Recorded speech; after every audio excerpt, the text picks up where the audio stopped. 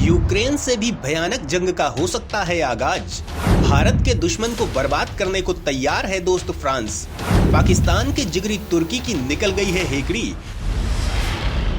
दोस्तों, 21वीं सदी के दूसरे दशक के आते ही दुनिया में बवाल मच गया है। एक तरफ रूस यूक्रेन युद्ध की त्रासदी दुनिया देख रही है, इसके अलावा दुनिया के तमाम देशों के बीच लड़ाई छिड़ने के हालात बने हुए हैं। ताइवान मसले पर भी तनाव बना हुआ है। सालों से भारत चीन सीमा पर सेना खड़ी है। दोस्तों, ऐसा लगता है कि जैसे पूरी दुनिया युद्ध में डूब जाएगी। हर देश अपनी ताकत बढ़ाने में लगा है। ईरान जैसा देश भी परमाणु क्षमता हासिल करने के लिए एड़ी चोटी का जोर लगा रहा है। इजराइल अमेरिका कभी भी ईरान के खिलाफ जंग छेड़ सकते हैं। हालत देखकर यही लगता है कि ईरान की भी हालत इराक जैसी होने वाली है। रूस यूक्रेन वॉर की वजह से पूरी दुनिया की इकोनॉमी को जोर का झटका लगा है। महंगाई भयंकर बढ़ गई है। यूरोप में आर्थिक संकट आ गया है। इसी बीच एक ऐसी खबर आई है जिससे दुनिया में एक नए युद्ध की संभावना बढ़ गई है, क्योंकि तुर्की के राष्ट्रपति ने किया है कुछ ऐसा ऐलान कि पूरी दुनिया में तहलका मच गया है। सवाल उठता है कि तुर्की के राष्ट्रपति ने किस देश को क्या चेतावनी दी है, किस बात पर हंगामा मचा हुआ है। तो दोस्तों, दुनिया में एक दूसरी लड़ाई का सज गया कुरुक्षेत्र। बेहद खतरनाक राफेल आसमान में दिखा रहा है दम। दोस्तों, तुर्की और ग्रीस के बिगड़ते रिश्ते जल्द ही किसी जंग में तब्दील हो सकते हैं। तुर्की के राष्ट्रपति रजब तैयब एर्दोआन ने ग्रीस पर हमला करने की धमकी दी है, जिसके जवाब में ग्रीस ने कहा है कि वह अपनी संप्रभुता की रक्षा करने के लिए तैयार है। तुर्की और ग्रीस के बीच दशकों से कई मुद्दों को लेकर विवाद बना हुआ है, जिनमें एजियन सागर और क्षेत्रीय दावे और हवाई क्षेत्र पर असहमति शामिल है। बीती आधी सदी में इन दोनों पड़ोसियों के बीच हुई तनातनी ने नाटो के इन सहयोगियों को 3 बार युद्ध की कगार पर लाकर खड़ा कर दिया है। एर्दोआन ने कहा है कि तुर्की ग्रीस के कथित खतरों के जवाब में अचानक किसी रात यहां आ सकता है। ऐसे में तुर्की के इस देश पर हमले की संभावना से इनकार नहीं किया जा सकता।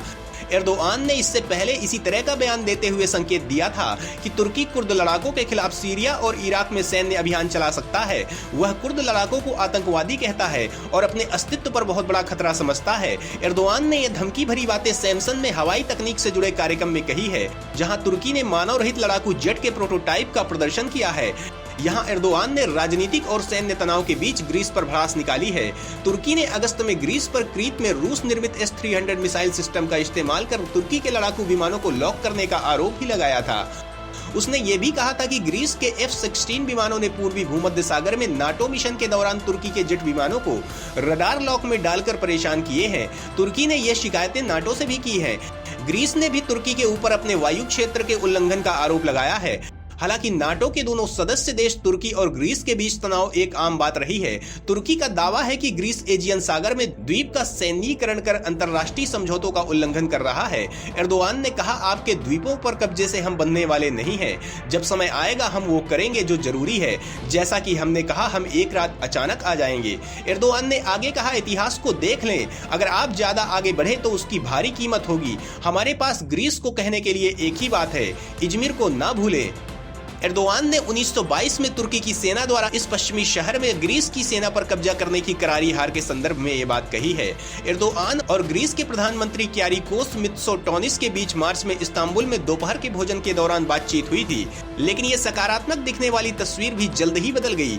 वहीं मई महीने में एर्दोआन ने कहा था कि अब वह मित्सोटोनिस से बात नहीं करेंगे। उन्होंने ये बात तब कही जब ग्रीस के प्रधानमंत्री F-35 स्टील्थ लड़ाकू विमान लेने की कोशिश में वॉशिंगटन गए थे। तुर्की ने यह भी आरोप लगाया कि वह अमेरिका इसलिए गए हैं ताकि तुर्की के F-16 बेड़े को अपग्रेड करने के प्रयासों के खिलाफ पैरवी कर सकें। वहीं जुलाई में एर्दोआन ने कहा था कि तुर्की की ग्रीस के साथ जंग करने में कोई दिलचस्पी नहीं है, लेकिन उन्होंने ये भी कहा था कि ग्रीस को तुर्की के वायु क्षेत्र का उल्लंघन करना बंद कर देना चाहिए। दोस्तों, सवाल उठता है कि दोनों देशों के बीच विवाद की वजह क्या है, किस वजह से खूनी संघर्ष की आशंका बढ़ गई है। तो दोस्तों, इस बारे में जानने के लिए आगे चलते हैं। तुर्की के ड्रोन छुप गए न जाने किस बिल में। गद्दार पाकिस्तान पहले ही दुम दबाकर भागा। दोस्तों, छोटा सा ग्रीक आइलैंड तुर्की के तट से करीब 2 किलोमीटर दूर पड़ता है। यह दोनों देशों के बीच चल रही हालिया तनातनी का एक अहम बिंदु बन गया है, क्योंकि यह तुर्की के समुद्र तट से सबसे नजदीक मौजूद टापुओं में से एक है। 1982 के United Nations convention on the law of the sea में सार्वभौमिक देशों को अपने तटों से 200 नॉटिकल मील तक की दूरी तक एक्सक्लूसिव इकोनॉमिक जोन बनाने का अधिकार दिया गया है। हालांकि तुर्की इस समझौते का हिस्सा नहीं है। तुर्की ने आक्रामक रूप से इस तरह की समुद्री सीमाओं की परिभाषा का विरोध किया है। है। इस संधि के तहत ग्रीस को दोनों देशों के बीच के और विवादित द्वीप साइप्रस के इर्द गिर्द भूमध्य सागर में ज्यादा हिस्सा मिलता है। तुर्की का तर्क है कि इस समुद्र को बराबरी के आधार पर बांटा जाना चाहिए।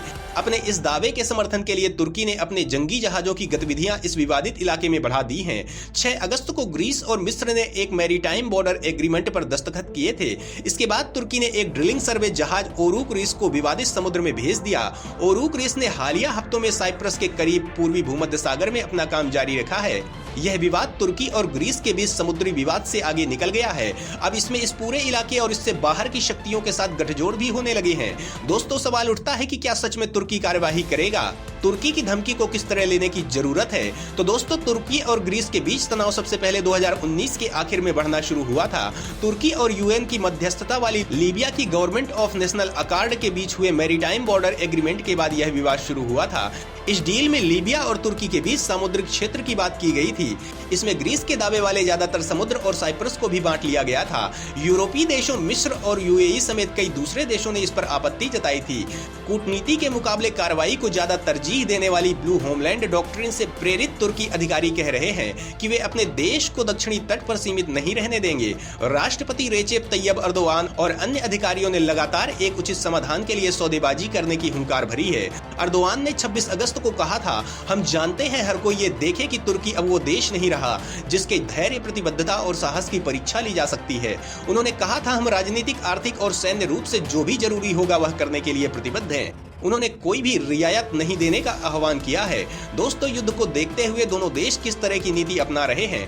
तो दोस्तों, दोनों नेटो सदस्य देशों के बीच शत्रुता बढ़ने के साथ उन्होंने अपनी स्थिति को मजबूत करने के लिए कई क्षेत्रीय सहयोगियों के साथ गठजोड़ करने की कोशिशें तेज कर दी हैं। ग्रीस और साइप्रस ने यूरोपीय संघ के समर्थन की मांग की है और इसके साथ तुर्की के क्षेत्रीय विरोधी भी शामिल हो गए हैं। ऐसे में तुर्की की सरकार को डर है कि पूर्वी भूमध्य सागर का इस्तेमाल तुर्की को अलग थलग करने की कोशिशों में किया जा रहा है। नेटो के महासचिव जींस स्टोल्टनबर्ग के 3 सितंबर को यह ऐलान करने के बाद कि दोनों देश विवाद खत्म करने के लिए तकनीकी बातचीत के लिए तैयार हो गए हैं। तुर्की ने कहा कि वह ग्रीस के साथ बातचीत करने को राजी है। हालांकि माना जा रहा है कि ग्रीस इस प्रस्ताव को खारिज कर दिया है। ग्रीस को फ्रांस के समर्थन से भी तुर्की चिढ़ गया है। वहां के अधिकारी और मीडिया का कहना है कि फ्रांस ग्रीस को ज्यादा आक्रामक रवैया अपनाने के लिए उकसा रहा है। हालात तब और जटिल हो गए जब अमेरिका ने रिपब्लिक ऑफ साइप्रस को हथियारों की बिक्री पर लगे 1 दशक पुराने प्रतिबंध को आंशिक रूप से हटाने का फैसला कर लिया। तुर्की ने इस फैसले पर पुनर्विचार करने की मांग की है। हालांकि अमेरिका का कहना है कि इस फैसले का मौजूदा संकट से कोई लेना देना नहीं है। दोस्तों, इस बीच फ्रांस ने तुर्की का विरोध किया है, जिससे तुर्की उबल पड़ा है। सवाल उठता है कि फ्रांस ने इस मामले में क्या कहा है। तो दोस्तों, इस इलाके में तुर्की की बढ़ती ताकत को फ्रांस ने न सिर्फ पूर्वी भूमध्य सागर बल्कि लीबिया में भी चुनौती दी है। फ्रांस के कई मीडिया आउटलेट्स यह कह रहे हैं कि मामला ऊर्जा संसाधनों पर कब्जे से आगे निकल चुका है। मिसाल के तौर पर फ्रांस के सरकारी रेडियो चैनल फ्रांस इंटर ने कहा, हम इस लड़ाई को केवल हाइड्रोकार्बन तक ही सीमित नहीं मान सकते हैं, जबकि हमने देखा है कि यूएई के लड़ाकू विमान ग्रीस में इन गतिविधियों में हिस्सा ले रहे हैं। फ्रांस ने रफाल जेट्स और जंगी जहाज भेजे हैं ताकि ग्रीस और साइप्रस को सपोर्ट दिया जा सके। ये जहाज इनके साथ युद्धाभ्यास में हिस्सा ले रहे हैं। कई लोगों का यह भी मानना है कि तुर्की नेटो में अमेरिका के छोड़े गए रिक्त स्थान पर दांव लगा रहा है और कमजोर यूरोपीय और पश्चिमी गठजोड़ों पर हमला कर रहा है और फ्रांस इस पर कड़ी प्रतिक्रिया देना चाहता है।